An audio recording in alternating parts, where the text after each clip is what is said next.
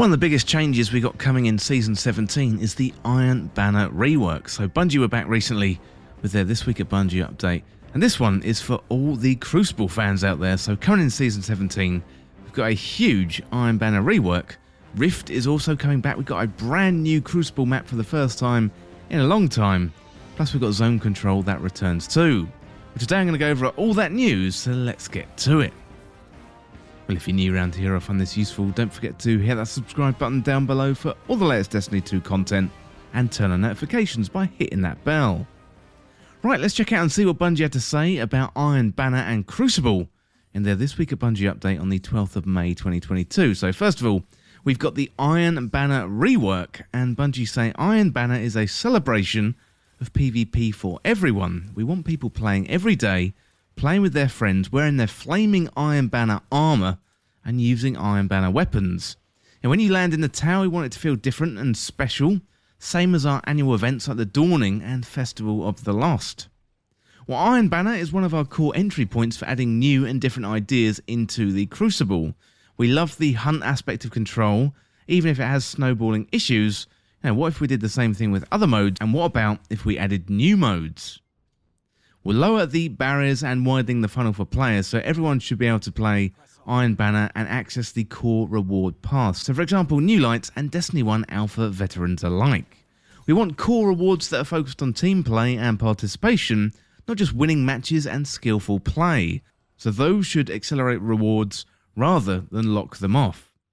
Well, without further ado, here's what's up next. So picture this. When you first land in the tower in Season 17 for Iron Banner, you notice something new. You know, what's that music? Oh my god, it's Brackus Forge. Well, actually, it's Valus Forge. He has had a promotion. Now, upon landing, you'll see players clustered up around the area where Eva Levante, aka Space Grandma, usually stands, but instead of the usual festive decorations, it's all smoke and fire. You know, Guardians gather around all manner of flaming armor, and in the middle stands Lord Saladin, now known as Valus Forge. Well, power level in PvP has always been confusing to new players. It's quite different than normal Crucible, and we want to open the mode up to more players, so power level is now disabled in Iron Banner. To clarify, power level will still be active in Trials of Osiris as the PvP endgame mode. Well, that is really interesting stuff. Power level has been enabled since the first Iron Banner back in 2014 in Destiny 1. Well, back to Bungie, and they say, we also know that having Iron Banner be controlled for the last few years has grown a little stale for some, so for Season 17, we are bringing back an old favourite, and that is Rift.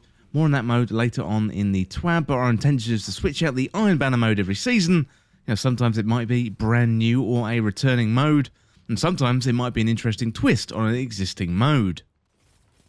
Well, next up, we've got more about earning rewards. So Iron Banner tokens are going to be removed starting in Season 17, and those will be replaced by a similar ranking system likened by Save 14 and Shack. So earn iron engrams while ranking up to unlock cosmetic rewards and materials for your time playing, but it's not just the reward track that's changing. Saladin is also getting a full focusing implementation as well. Now, players are going to be able to convert their iron engrams into any current Iron Banner weapons or armor set they've been earned previously for a cost of in-game materials. Now, future seasons will be looking at adding more, including legacy Iron Banner gear and also cosmetics too. Well, to break it down simply, here is how the revamped Iron Banner reputation will work. So play matches, and with each match earning towards Iron Banner reputation. Win matches to earn small bonuses based on your current Iron Banner rank. Wear Iron Banner armor, or just ornaments, on your own non-Iron Banner gear, and equip Iron Banner weapons to max out your gear multiplier at 200%. 5 total pieces must be equipped, though please remember, this includes Iron Banner armor and Iron Banner ornaments, so adding in those ornaments, that is a really good change, and complete the daily Iron Banner challenges to tack on 100% to your challenge multiplier for the rest of the week. Yes, this means for each challenge, you can use an Iron Banner emblem in addition for another 10% emblem multiplier.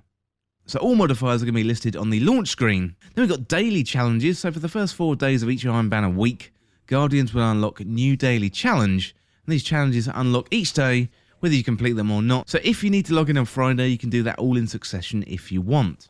Rewards will also stack bonus reputation for the remainder of the week, alongside a pinnacle iron engram, and the weekly bounties that typically award pinnacles have been deprecated appropriately to balance out this change. So next up we got becoming an Iron Lord. Well, it's not easy being an Iron Lord, so there should be something a little bit extra spicy to reflect that hard work. With these new Iron Banner reworkings, a new seal and title will also be available to earn. But don't expect this one to be simple or an easy grab. Being an Iron Lord is no joke. It requires dedication, gumption, and some spiffy looking gear. To set expectations for this new seal and title, Iron Lord hopefuls can expect to spend around 15 to 20 hours to unlock this flare. So some of the more hardcore players could unlock this in 1 week if focused, but we expect most players to need a second week and maybe even a second in a season. Intrepid Iron Lords will be able to gild the title in Season 18. Well, next up we got becoming a young wolf, so we got a new quest, and for anyone that may be scratching their head at some of these changes, Lord Saladin will offer a brand new quest that will introduce all of these features and demonstrate how they work. You only have to run through it once per account. With this reset we wanted to get everyone into the same introduction, so even Iron Banner veterans will need to do this. In fact, you're even going to need to start the quest to access the Iron Banner node. To even out this change and to welcome the new quest, we'll no longer be producing the seasonal Iron Banner quest, and that brings us to our next point. Well, next up, let's talk about the frequency of Iron Banner. So due to his increased responsibilities on Kaitel's War Council, he now runs Iron Banner in the tower just twice per season.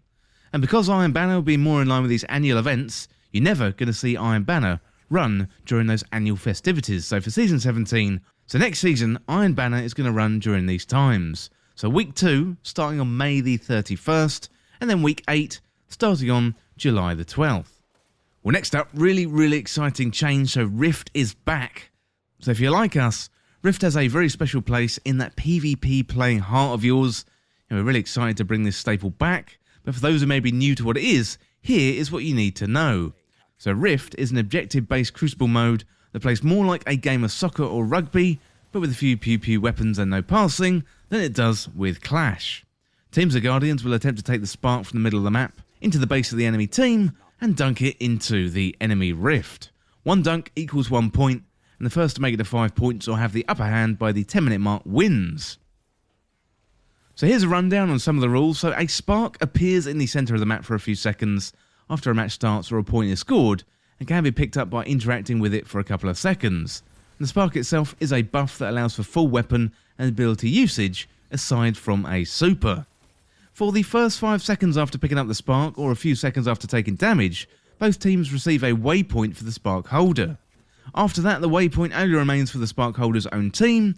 Marking the spark holder for your teammate is really important. If you die while carrying the spark, it drops to the ground where you died or the nearby spot if it's not navigable. If you can hold onto the spark too long, and if you hold onto the spark too long, it detonates. Team resurrections are enabled in Rift, so make sure to help your teammates in the middle of a push, or if you are playing defense, and there's no points for kills, just spark dunks, so playing the objective is key. When Rift is in Iron Banner, the hunt is on when your team has the spark. When the music intensifies, it's time to score, and there's several ways to extend matches past the time limit. So we've got continuation at the end of the regulation time if the current spark holder could change the outcome of the match. Either the game is tied, or the current spark holder is down 1 point. The match continues until the current spark holder drops the spark or scores. We've got sudden death multi-spark. If there's a tie after the time is up, the game enters a 90-second overtime where 3 sparks spawn midfield, who's going to be the first to score, and chaos reigns. And then we got, after the sudden death timer is up, sparks stop dropping on death, and any sparks on the ground are removed. As soon as the last spark is eliminated without a score, the match ends in a tie.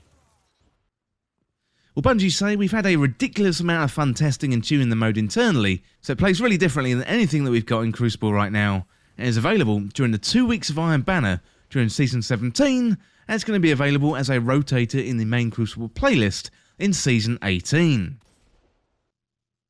Well, next up we've got a new map. So did someone say new map? Well, in addition to Rift's Triumph and Return, we also created a brand new map specifically designed for this game mode. It's one of our largest maps yet, and features areas that are made for different combat styles, particularly short, mid, and long-range combat. Well, the map is called Disjunction, and it's a symmetrical map with a base on either end, 3 lanes and plenty of crossovers, and a large backfield. So it takes place in the swampy pyramid area of Savathun's throne world, so expect lots of many-butted horses, transparent brown glass, and Art Deco designs. Well, Disjunction is going to be available on day 1 of Season 17 for all 6v6, 3v3, and free-for-all modes in Crucible, as well as Iron Banner 2. Well, Season 17 also brings back Zone Control to Crucible. Zone Control, for anyone that might not be familiar, is a 6v6 mode like Control, only that Guardians don't get any points for kills. This is intentional because sometimes matching with random players can result in a disjointed team play that can obscure the objective focus. To keep all eyes on the objective, players will get points every 15 seconds for every zone that is in their control, so it's very much more like diving into defensive area control of the game and allow players to highlight various skills and abilities rather than just focusing on landing that headshot. Well, let me know what you think of the changes to Iron Banner. I, for one, am really excited about Rift coming back. That's going to be really good, but loads of changes there to Iron Banner. We'd love to hear what you think, and also what you think of Zone Control coming back too. So PvP players finally getting a little bit of love from the Bungie team, and let me know what you think down there in the comments. Well, that is it for this look at the Iron Banner rework in Season 17, and as always, thank you so much for watching. For more Destiny 2 content like this, hit that subscribe button down below and subscribe to This Week in Video Games. Or you can check me out on Twitter at TWIVG Podcast. If you enjoyed this video, found it useful, liking and sharing the video would really help me out. Otherwise, check out the other videos on the channel. Thanks again. I'll see you soon.